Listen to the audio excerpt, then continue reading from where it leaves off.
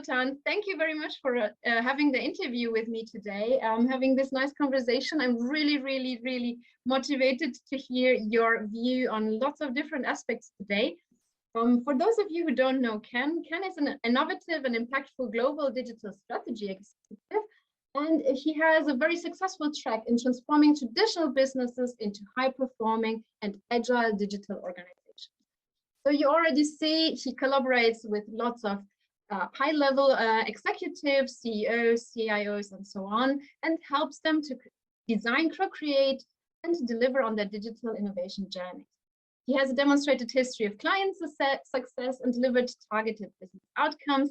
He's skilled in investor relations, go-to-marketing strategies, digital growth, innovation, executive leadership, and entrepreneurship. So super interesting interview partner, Ken. Great to have you here. You're a thought leader, facilitator, conference speaker, and writer, former alum of Accenture and Gartner Research, and you're passionate about strategy, leadership, innovation, and culture. Specifically, and this is why I invited you here, is you view culture as a strategic advantage. So we'll be talking today a lot about China, a lot about culture, leadership, and also development models. And yeah, so now I talked a lot. Dear Ken, welcome to this interview. Well, thank you, Emmy. Thank you for the intro. I know that was a mouthful, but I appreciate it. So let's go ahead and dive into the discussion. Great. So the first thing I would like to know, because the whole video cast here is about China and also innovation. So please let us know what is your current situation at the moment. We know about your general background, but especially what is your interest and your experience with China? So I've been in technology around strategy, and eventually got into corporate strategy and innovation, right? But my grounding is really in technology, and I realized that it's not enough. Technology itself cannot bring about innovation. So it has to be aligned with corporate business objectives in order to really get your ROI, your investment return on technology, right? So for the past 10, 15 years, I've really sort of married technology and business, but more recently, and in fact, because of digital, I've come to realize that real innovation, or the critical success factor in innovation, is actually culture. So you can talk about process, you can talk about technology, but the real success, successful outcome is really on the people's side of the business, which is culture and leadership.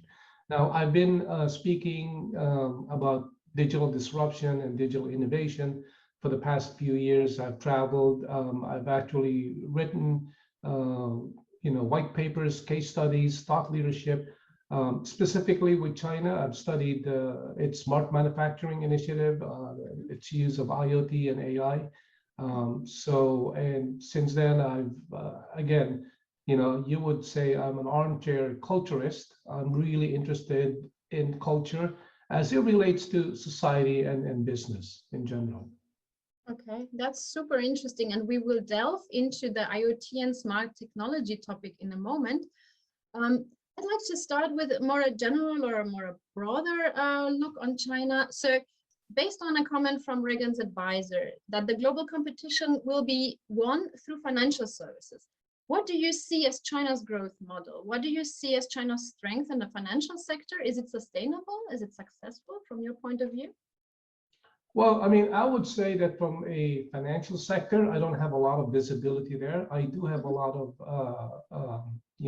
information on their innovation strategy. And I think the way I narrow it down is the difference is the culture.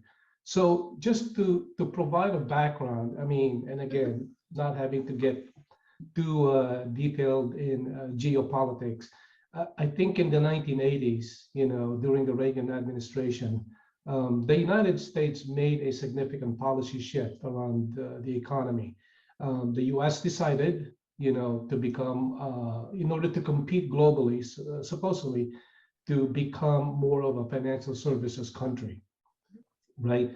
And as you know, Emmy, before that, the US has been a manufacturing superpower for the last 50, 100 years.